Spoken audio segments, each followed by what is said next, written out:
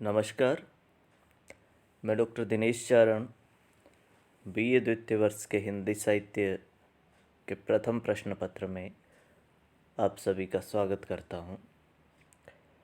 प्रथम प्रश्न पत्र के रूप में हम रीतिकाव्य सुमन पुस्तक पढ़ रहे हैं और रीतिकाव्य सुमन के संकलित कवि घनानंद की कविता हम पढ़ रहे हैं। घनानंद की कविता के जो अंश हमने पहले पढ़े हैं उन पदों में घनानंद की विरह व्यथा बताया गया है कि सुजान के विरह में किस प्रकार घनानंद कृष्णमयी हो जाते हैं कि वो सुजान की जगह कृष्ण को मान करके उनके विरह में दुखी हो रहे हैं। आइए उसी कड़ी में हम पढ़ते हैं आगे के पद। मैं पहले पद पढ़ रहा हूँ और उसके बाद उस पद की व्याख्या प्रसंग के साथ करता रहूँ।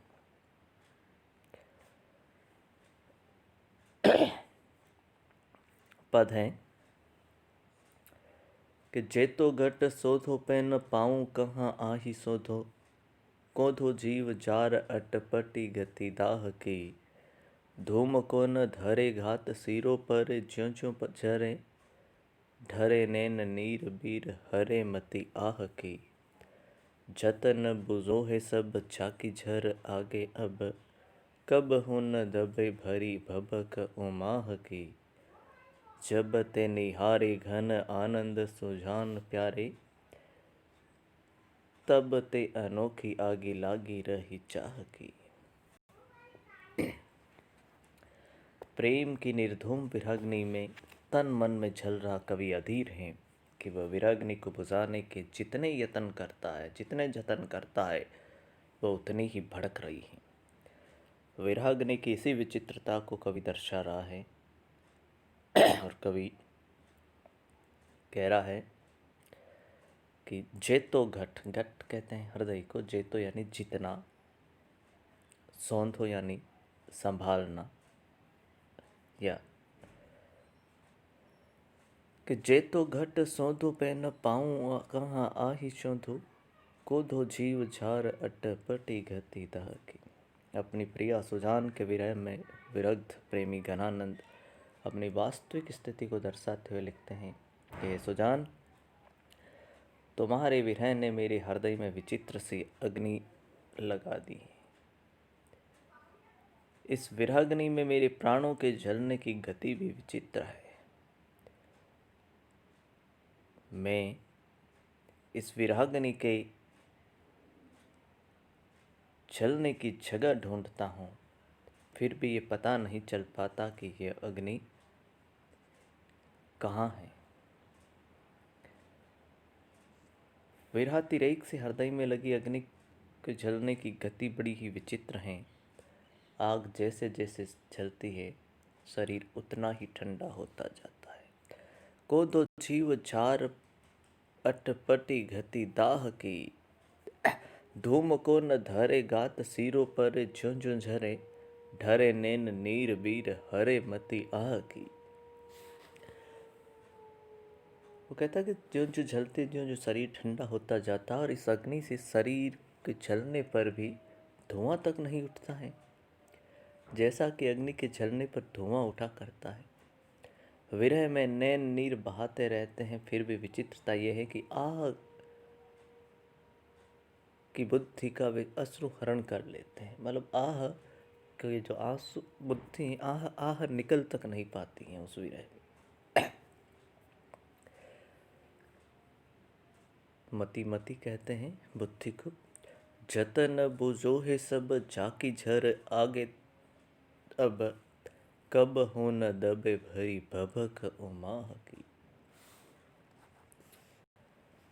कवि यहाँ कहता है कि हे सुजान, इस विरहाग्नि को बुझाने के लिए मैं जितने जतन करता हूँ, जतन बुझो, जतन प्रयास करना, यत्न करना, कोशिश करना। कहता कि इस विरहाग्नि को बुझाने के लिए मैं जितने प्रयत्न करता हूँ, ये अग्नि उतनी ही बुझने के बजाय वर्षा के जल की भांति जड़ी सी लगा देती है। झाकी झर आगे, मतलब झड़ी लग जाती है उस आग। प्रिय मिलन में दबी हुई उमंग भवक बनकर उठती हैं और प्रिय के नहीं मिलने पर अश्रु वर्षा के रूप में झरसा लगा देती हैं। जब ते निहारे घन आनंद सुजान प्यारे, तब ते अनोखी आगी लागी रही चाह की। आनंद की वर्षा करने वाली है सुजान, जब से मैंने तुम्हें अपनी प्रेम भरी निगाहों से देखा है, तब से ही चाह की अनोखी अग्नि लग गई हैं और मैं इस अनोखी धूम रहित अग्नि में जले जा रहा हूँ। इस पद में घनानंद की जो विरह की जो करुण अवस्था है, स्मृति, अभिलाषा, उद्वेग, जड़ता, प्रलाप आदि मनोभावों का चित्रण हुआ है। वियोग श्रृंगार की आत्माभिव्यंजना प्रभावी और स्वच्छंद रूप से इस पद में हमें दिखाई देती है। संपूर्ण पद में स्मृति, विशेषोक्ति, अनुप्रास एवं विरोधाभास अलंकारों की सुंदर अन्विति हुई है।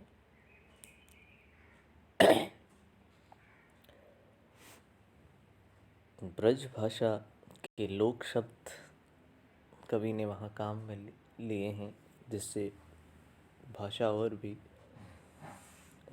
सरस हो गई है। कवित छंद में ये पद लिखा गया है। इससे आगे का जो पद है वो इस प्रकार है कि चोप चाह चावनि चकोर भयो चाहत ही, सुषमा प्रकाश मुख सुधाधर पूरे को, कहा कहो कौन विधि की बंधनी बंधियो, सुख स्यो न उक्स्यो बनावल खिजूरी को, कि जाहि जाहि अंग प्रियो ताहि घरी घरी सयो, हरियो भल बापुरी अनंग दल चूरी को, अब बिन देखे जान प्यारे यो आनंद घन, मेरो मन भंवे भटु बात है बघूरी को।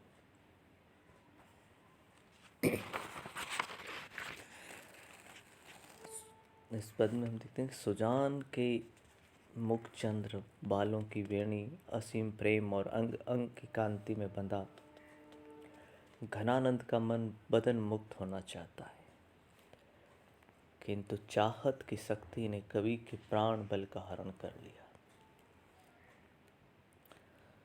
वह बवंडर के पत्ते की भांति भटका फिर रहा है। अपनी इसी स्थिति को कवि यहाँ उकेर रहा है। घनानंद अपनी प्रिया की चाह में भटक रहे, अपने प्राणों की गति का चित्रण करते लिखते हैं कि चोप चाह चावनि चकोर भयो चाहत ही, सुषमा प्रकाश मुख सुधाधर पूरी को। चोप कहते हैं उत्साह को, चावनी आई जाना, मुख सुधाधर, मुख रूपी चंद्रमा, सुधाधर चंद्रमा। कवि कहता है कि सुजान तुम्हारी चाहत की चाह में मेरा मन उत्साहित होकर ऐसा चिपक सा गया है, जैसे चंद्रमा की उज्ज्वल सुषमा देखकर चकोर चाहत की चाह में चंद्रमा के प्रेम में चिपक जाता है। चोप चाह चाहनी चाहनी चकोर भयो चाहत ही, सुषमा प्रकाश मुख सुधाधर पूरी को। जिस प्रकार चकोर चंद्रमा की चांदनी को देखकर उसकी चाह में चिपक जाता है, उसी प्रकार है सुजान तुम्हारे प्रेम में, तुम्हारी चाहत में मेरा हृदय चिपक गया है। कहा कहो कौन विधि की बंधनी बंधियो, हे मीत हे सुजान सुनो, मेरे मन में तुम्हारे प्रेम में बंधने की गति और बंधन के बारे में क्या बताऊं। ये बंधन तुम्हारे बालों की चोटी की बनावट में ऐसा प्रेम में डूबा है, आबद्ध हुआ है कि लाख कोशिश करने पर भी उबर नहीं पाया है। सुख स्यो नो उक्स्यो बनावल खिजूरे को, जूरे यानी जूड़ा जो बांधा। वो कहते कि तुम्हारे जूड़े में इस तरह बंधा हुआ है कि वो वहाँ से निकल ही नहीं सकता। जाहि जाहि अंग परियो ताहि घरी घरी छरियो, हरियो वल्लभ बापुरे अनंग दल चूरी को। आज तक ये तुम्हारे छुड़े की अनोखी बनावट में सुकसा हुआ आई हैं। घनी केश राशि के अनोखे झूड़े से खुलकर सुजान के कुंतल कवि, सुजान के जो बाल हैं, केस हैं, कवि के जिस जिस अंग पर सघन प्रेम में से पड़े, वहाँ वहाँ प्रेम का गहरा घाव हो गया। हे सुजान,